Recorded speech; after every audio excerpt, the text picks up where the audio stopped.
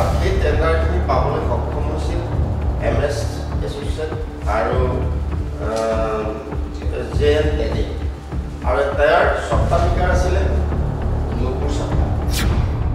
আমি প্ৰধানমন্ত্ৰী মহোদয়ক এই গোটেই যিখিনি আমি RTI তথ্য আছে দুৰ্নীতি ভ্ৰষ্টাচাৰ ওলাইছে আমি তেওঁক অৱগত কৰিম।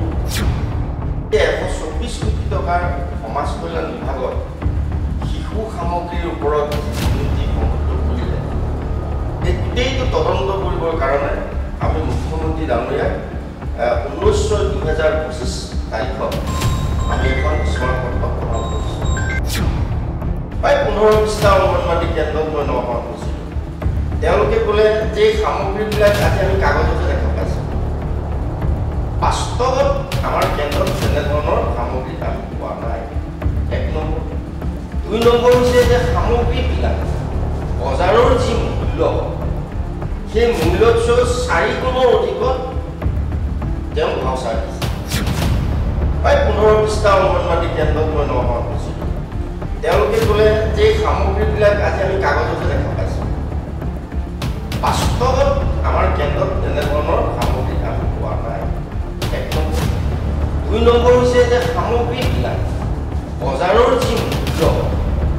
সেই মূল্যতকৈ 4 গুণৰ অধিকত তেওঁ ভাওচাৰ দিছে।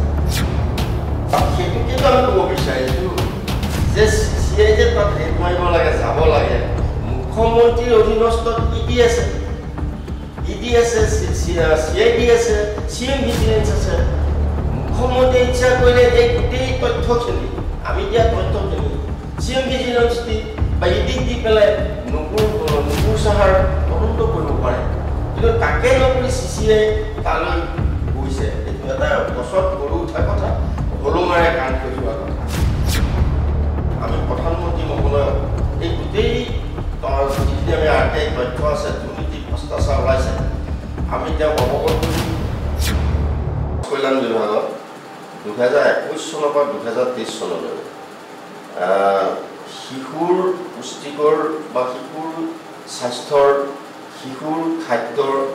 বা শিশুৰ শিক্ষাৰ ক্ষেত্ৰত সমাজ কল্যাণ বিভাগে কিছুমান ব্যৱস্থা গ্ৰহণ কৰিছিলে শিশুসকলক উন্নতিকৰণ কৰাৰ কাৰণে। তাৰে বাবে কিছু বস্তু যোগান ধৰিবলগীয়া হৈছিলে আৰু সেই যোগান ধৰিছিলে সেই সময়ত অৰ্থাৎ 2021 আৰু 23 চনত প্ৰায় 124 কোটি টকাৰ সামগ্ৰী শিশুৰ টেণ্ডাৰ কৰিছিল ডিপাৰ্টমেণ্টে আৰু সেই টেণ্ডাৰখিনি পাবলৈ সক্ষম হৈছিল MS এছ'চিয়েট আৰু JN টেডি আৰু তাৰ স্বত্বাধিকাৰ আছিলে নুপুৰ চাফা। এতিয়া দেখা যায় যে আমি মুখ্যমন্ত্ৰী মহোদয়ক, যিহেতু মুখ্যমন্ত্ৰী মহোদয়ে যিকোনো মুহূৰ্তত তেখেতে বিভিন্ন দুৰ্নীতিৰ ওপৰত সহনশীলতা দেখাই আছে আৰু সেয়েহে আমি এই যে 124 কোটি টকাৰ সমাজ কল্যাণ বিভাগত শিশু সামগ্ৰীৰ ওপৰত যি দুৰ্নীতি সংঘটিত কৰিলে এই গোটেইটো তদন্ত কৰিবৰ কাৰণে আমি মুখ্যমন্ত্ৰী ডাঙৰীয়াক 19/2025 তাৰিখত আমি এখন স্মাৰকপত্ৰ প্ৰদান কৰিছোঁ যে তাৎক্ষণিক হিচাপে এই আমাৰ যিবিলাক তথ্য আছে, আমি যিবিলাক তথ্য দিছোঁ এই তথ্যবিলাকৰ ওপৰত যাতে তাৎক্ষণিক হিচাপে তদন্ত কৰিব লাগে আৰু তদন্ত কৰি পেলাই এই ফাৰ্মকেইখনৰ ওপৰত বিহিত ব্যৱস্থা গ্ৰহণ কৰিব লাগে। আমাৰ কথা হ'ল যে বিভিন্ন ডিষ্ট্ৰিক্টত যি দুৰ্নীতি ভ্ৰষ্টাচাৰ হৈছে সমাজ কল্যাণ বিভাগত, বিশেষকৈ মই যিহেতু নগাঁও জিলাৰ মোৰ জন্ম আৰু মই নগাঁও জিলাত এই গোটেই তথ্যখিনি লৈ মই কিছুমান অংগনবাড়ী কেন্দ্ৰত গৈছিলোঁ আৰু অংগনবাড়ী কেন্দ্ৰত যোৱাৰ পিছত তাত অংগনবাড়ী কৰ্মীবিলাকক আমি সুধিছিলোঁ যে এই সামগ্ৰীবিলাক আপোনালোকৰ কেন্দ্ৰবিলাক আহিছেনে বা কেন্দ্ৰত আহিছেনে, পাইছেনে বা কিমান পৰিমাণৰ আপোনালোকে পাইছে। এতিয়া তেওঁলোকে আমাক ক'লে প্ৰায় 15 পৃষ্ঠা অংগনবাড়ী কেন্দ্ৰত মই নগাঁৱত গৈছিলোঁ। তেওঁলোকে ক'লে যে এই সামগ্ৰীবিলাক আজি আমি কাগজতে দেখা পাইছোঁ, বাস্তৱত আমাৰ কেন্দ্ৰত তেনেধৰণৰ সামগ্ৰী আমি পোৱা নাই। এক নম্বৰ 2 নম্বৰ হৈছে যে সামগ্ৰীবিলাক বজাৰৰ যি মূল্য সেই মূল্যতকৈ 4 গুণৰ অধিকত তেওঁ ভাউচাৰ দিছে 4 গুণ অৰ্থাৎ মই এটা উদাহৰণ দিওঁ এটা প্লাষ্টিক ফিল্টাৰ সেইখিনি সময়ত 2022-23 চনৰ বৰ্ষত খুব আছিল যদি 300 বা 400 টকা আৰু সেই প্লাষ্টিক ফিল্টাৰবোৰ তেতিয়াৰ সময়ত তেওঁলোকে এষ্টিমেটত ধৰি দিছে 3395 টকা গতিকে কিমান ডিফাৰেন্স চন্দ্ৰ সূৰ্য পাৰ্থক্য এনে ক্ষেত্ৰত গোটেই বিতংভাৱে মুখ্যমন্ত্ৰী যিখন স্মাৰক পত্ৰ দিছোঁ তাত উল্লেখ কৰিছোঁ গতিকে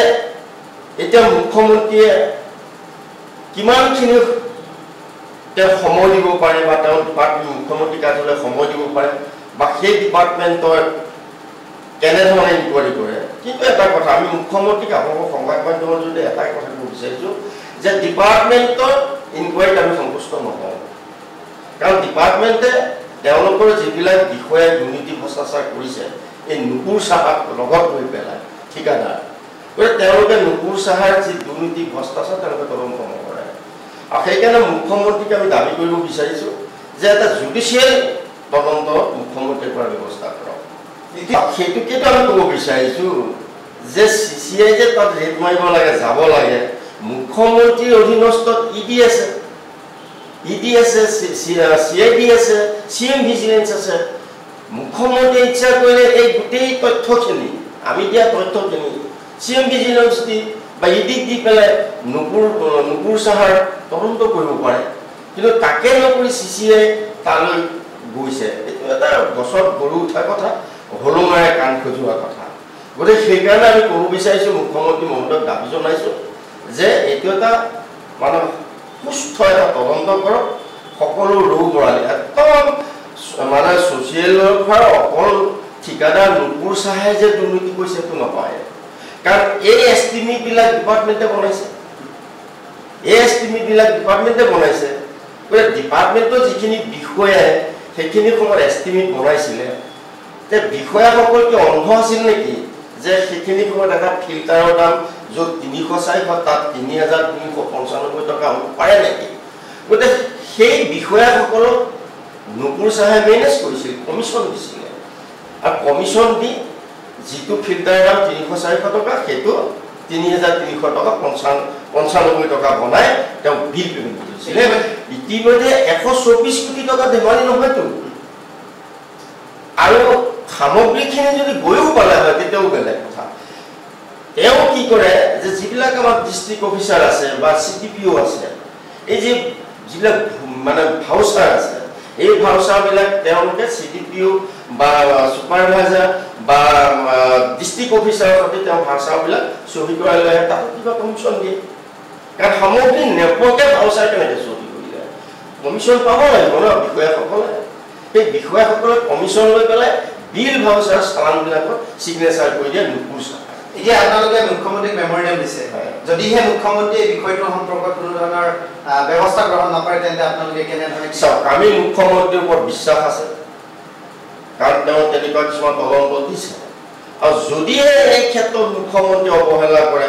বা আমি যিটো বিশ্বাসত তেওঁক লৈছোঁ সেই বিশ্বাসটো যদি তেওঁ আমাৰ বিশ্বাসঘাতক কৰে আমি কিন্তু কোনো কাৰণত মানি নলওঁ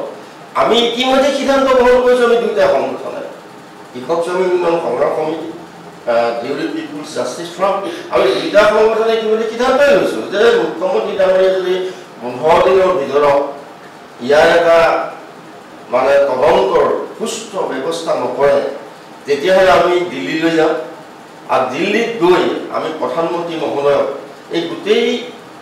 যিখিনি আমি RTI তথ্য আছে দুৰ্নীতি ভ্ৰষ্টাচাৰ ওলাইছে আমি তেওঁক অৱগত কৰিম আৰু লগতে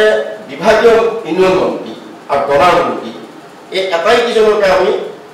পৰাপক্ষত আমি যদি পাওঁ ইউনিয়ন মন্ত্ৰীক আমি ডিপাৰ্টমেণ্টৰ ইউনিয়ন মন্ত্ৰীক আমি লগ ধৰা আমি চেষ্টা কৰি এই গোটেই নুপুৰ চাহৰ যি দুৰ্নীতি ভ্ৰষ্টাচাৰ এইখিনি আমি অৱগত কৰিবলৈ চেষ্টা কৰিম আৰু যদি কৰিব নোৱাৰোঁ নিশ্চয় আমি মেমৰেণ্ডাম দিম আৰু মেমৰেণ্ডাম দিয়াৰ পিছত নিশ্চয় দিল্লীয়ে ইয়াৰ ওপৰত এটা ব্যৱস্থা গ্ৰহণ কৰিব দিল্লীয়েও যদি ইয়াৰ ওপৰত কোনো ব্যৱস্থা গ্ৰহণ কৰে আমি পৰৱৰ্তী সময়ত আমি দিল্লীৰ যন্ত্ৰ মন্তৰত এই গোটেই দুৰ্নীতি ভ্ৰষ্টাচাৰ তদন্তৰ দাবীত আমি এক আন্দোলনৰ কাৰ্যসূচী ল'বলৈ বাধ্য হ'ম।